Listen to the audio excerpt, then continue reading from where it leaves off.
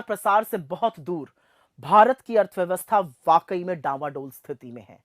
मोदी सरकार कितने भी खोखले दावे कर ले, प्रोपेगेंडा पर पानी की तरह पैसा बहा ले, मगर निकम्मी आर्थिक नीतियों और विफलताओं को अब चाहकर भी छिपाया नहीं जा सकता है। लेकिन आइए पहले जरा सुन ले मोदी जी जीडीपी ग्रोथ पर क्या बोलते थे।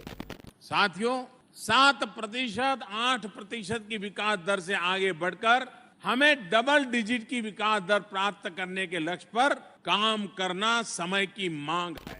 तो सुना आपने, डबल डिजिट तो बड़े दूर की बात है, इनकी सरकार के खुद के आंकड़े ही बता रहे हैं कि इस साल मतलब 2024-25 में जीडीपी ग्रोथ मात्र 6.4% की होने वाली है, जो ना सिर्फ 4 साल में सबसे कम है बल्कि कोरोना महामारी के बाद की सबसे निचली ग्रोथ रेट रहेगी। यह आंकड़ा एनएसओ ने जारी किया है। हर बार वो अग्रिम अनुमान जारी करते हैं बजट के पहले। इससे लेकिन कुछ गंभीर सवाल उठते हैं, क्योंकि इसका लोगों पर क्या कहर बरपेगा। इसकी ना तो सरकार को, ना रिजर्व बैंक ऑफ इंडिया को कोई सुध है और ना शायद कोई परवाह है।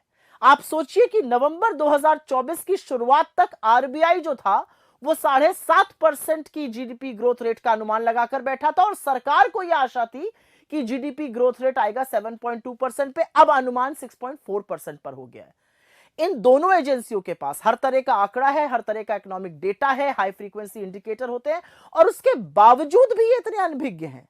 तो ये इनकी अकर्मण्यता है या सच को छुपाने की सोची समझी साजिश, इसका फैसला आप खैर खुद कीजिए।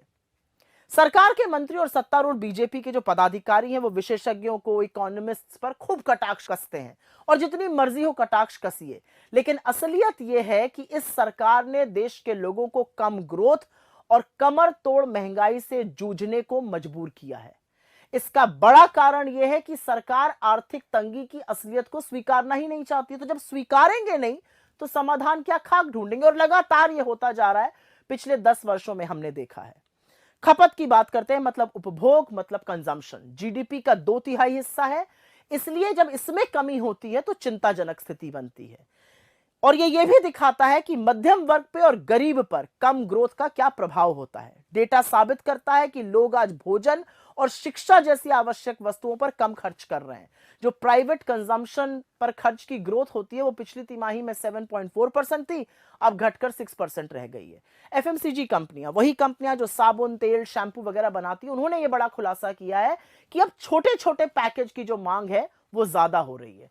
तो यह स्पष्ट करता है कि लोगों के पास जरूरी सामान खरीदने के लिए भी उपयुक्त पैसा नहीं है।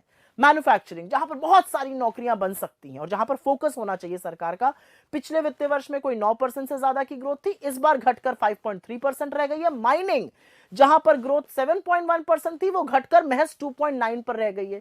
निर्यात मतलब एक्सपोर्ट, उसमें भी गिरावट जारी है। तो ये सब देखते हुए निवेश मतलब इन्वेस्टमेंट बिल्कुल ठप पड़ा है। इसमें तो कोई आश्चर्य होना ही नहीं चाहिए। यह अलग बात है कि बदले की भावना से काम करने वाली ईडी, सीबीआई, इनकम टैक्स जैसी एजेंसियों के दबाव में भारतीय उद्योग जगत के बड़े बड़े खिलाड़ी भड़े मोदी जी के कसीदे पढ़ें, उनका गुणगान करें, लेकिन पैसा लगाने से तो उन्होंने भी बिल्कुल इनकार कर दिया और इसीलिए इन्वेस्टमेंट हो नहीं रहा है।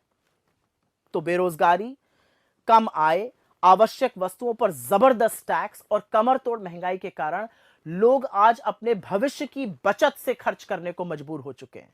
जो घरेलू बचत है वो 50 साल के सबसे निचले स्तर पर है। यही नहीं, आज जीवन जीने के लिए लोग जेवर गिरवी रखने को मजबूर हैं और ऐसा करने वालों की संख्या में 50% की बढ़ोतरी हुई है।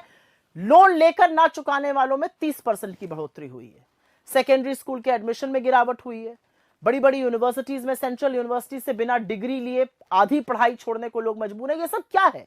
ये आर्थिक बर्बादी के एक के बाद एक प्रमाण है। खैर, सूट बूट की सरकार में इनकम टैक्स कॉर्पोरेट टैक्स से कहीं ज्यादा है।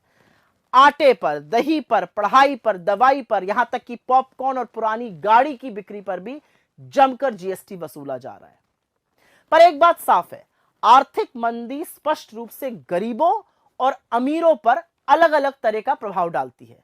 आज आम हिंदुस्तानी अपने 2 वक्त के भोजन, अपने बच्चों की शिक्षा के साथ समझौता कर रहे हैं, जबकि जो हाई नेटवर्थ इंडिविजुअल्स हैं, जो सुपर रिच लोग हैं, वो देश छोड़कर विदेश की ओर भाग रहे हैं। सच्चाई यह है कि मोदी ने भारतीय अर्थव्यवस्था को पूरी तरह से चौपट, पूरी तरह से ध्वस्त, पूरी तरह से बर्बाद कर दिया है। असलियत यह भी है कि आप उन वेबसाइट को तो हटा सकते हैं जहां पर डॉक्टर मनमोहन सिंह के कार्यकाल में जीडीपी की ज्यादा ग्रोथ लिखी थी। लेकिन क्या आप इस फैक्ट को नकार सकते हैं कि यूपीए के शासनकाल में 2004 से 14 के बीच एवरेज जीडीपी ग्रोथ हर साल 7.5% की थी और आपके 10 साल के शासनकाल में वो महज 6.5% रही है। प्रधानमंत्री और उनकी सरकार $5 ट्रिलियन की इकोनॉमी का जाप जपते रहते हैं, ढिंढोरा पीटते रहते हैं। यह अलग बात है कि यह होना 2022 में था और अब शुरू 2025 हो चुका है, लेकिन भारत को उस आंकड़े तक पहुंचने के लिए 9 से 10% एटलीस्ट कम से कम जीडीपी ग्रोथ करनी होगी, तब हम वहां पहुंच पाएंगे। इसके बारे में कोई चर्चा नहीं है। खैर, अर्थव्यवस्था चलाना कोई रॉकेट साइंस तो है नहीं, कोई मुश्किल काम तो है नहीं, लेकिन सरकार को समाधान खोजने से पहले समस्या को तो स्वीकारना होगा। सीना ठोकना, प्रोपेगेंडा फैलाने में आप अंधभक्तों की तालियां बटोर सकते हैं, आप चरण चुंबक मीडिया की ओर से अहम मुद्दों पर सुई टपक सन्नाटा आपको मिल सकता है, मगर इससे अर्थव्यवस्था की सच्चाई नहीं बदलेगी और इसकी कीमत तो हमारा देश चुका रहा है। आने वाले केंद्रीय बजट में वैसे सरकार के पास एक मौका है कि कंजम्पशन, इन्वेस्टमेंट, उपभोग, निवेश दोनों पर ध्यान दें और उसको बढ़ाया जाए। मगर क्या सरकार अर्थव्यवस्था को सुधार कर देश को प्रगति की ओर ले जाएगी या पूरे देश में खुदाई करा करा के मुद्दों से भटकाती रहेगी? एक बात तय है कि भीषण बेरोजगारी, भयावह महंगाई और कम आय से जूझ रहे मेरे देश का काम 6.4% जीडीपी ग्रोथ से कतई चलने वाला नहीं है और इसके बारे में नरेंद्र मोदी और उनकी सरकार को सोचना ही पड़ेगा।